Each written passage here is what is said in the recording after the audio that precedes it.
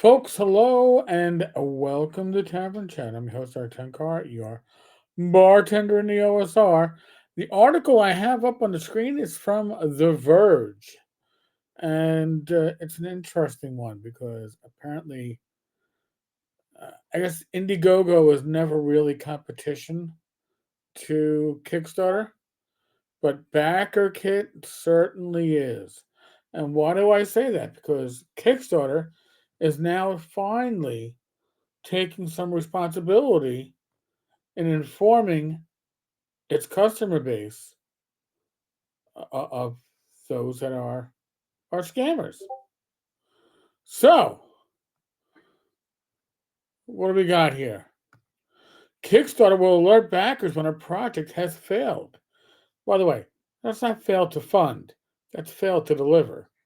Kickstarter will also tell supporters how it's responding to campaigns that don't fulfill their promises. So, um, forgive my language, that whole stroke job they gave you about you're you're you're you're backing an idea, you're backing a promise. There's nothing guaranteed. They're realizing that that might sound like great legalese, but when people have competition, maybe blowing off your customer base isn't the best way to approach those issues. So Change that business model. change that business model exactly.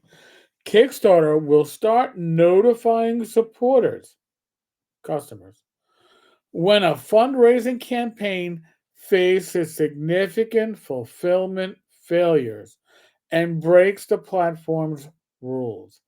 This means the walk of shame. Literally, they'll point you out, and it's long overdue. The notifications will also inform supporters how it's addressing the issue, including by restricting the creator from launching further projects. Remember, they're not taking responsibility to get you your money back. That's not part of it. And I'm saying this as a super backer. You can figure out the math on that on your own. As you can tell, Rachel's behind me. I'm not giving up those numbers in public or private. But the update comes as part of a series of changes Kickstarter plans to make this year that are aimed at enhancing the backer experience and building trust in our community. In other words, trying to differentiate themselves from Backerkit. And by the way, from the creators I've spoken to, they've all said that Backerkit is much more invested in them as a creator than Kickstarter ever was. So let's put that into your hat.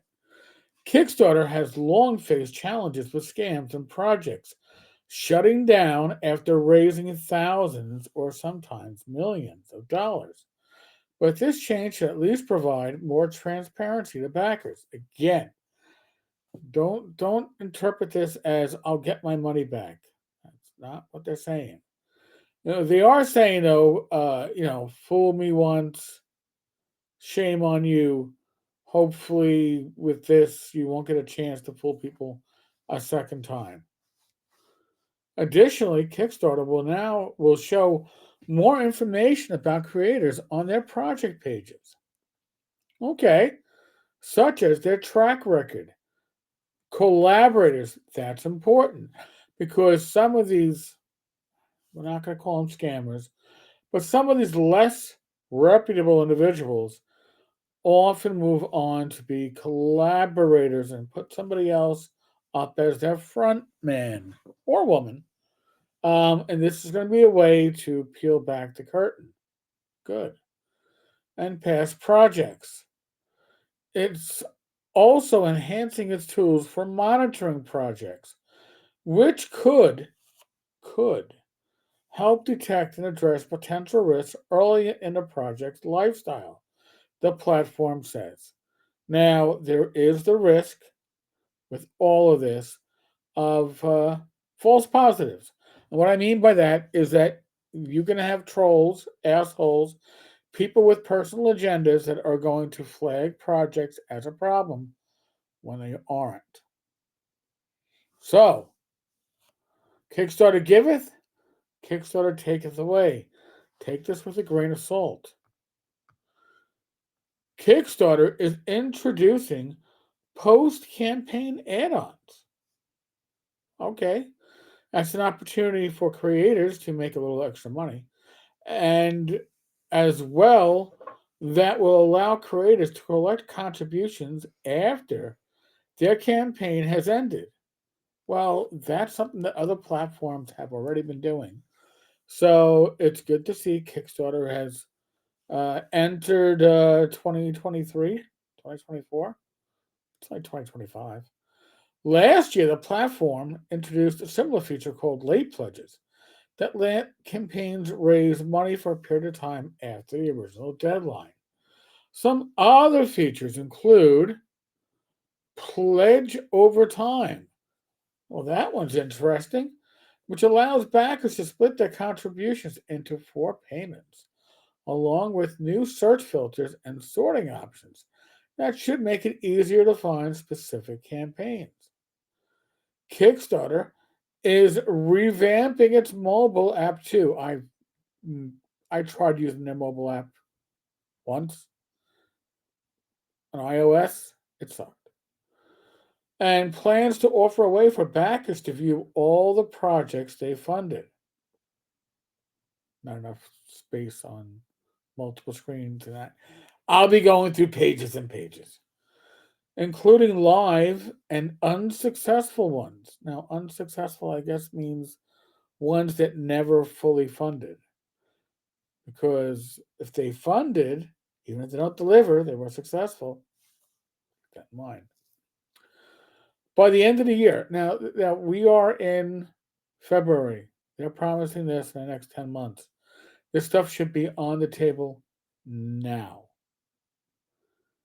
Honestly. They want to keep their position as numero uno, and they are already the Kleenex of crowdfunding platforms.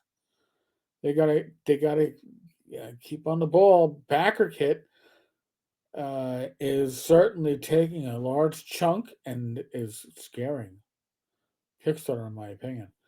It also aims to add ways for users to search and filter through their pledges. Now, well, that would be interesting. So I will include a link to this article in the show notes. Tell me what you think. Is this important to you? I listen. If you're somebody who doesn't do crowdfunding, God bless you. I'm not gonna say your opinion doesn't matter, but you're already a naysayer.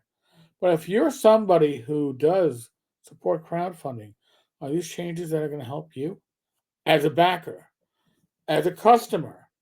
Backers are customers. What do you think? Folks, as always, be safe, be well. God bless. Roll these dice. Roll those dice. Roll them well. And I'll catch you all later, Wednesday, which could be today. Live stream at 8 p.m. Special guest, maybe, kind of, sort of. I don't know. I don't do the scheduling. That's all bad, Mike. All right, folks. I'll catch you later. Be good.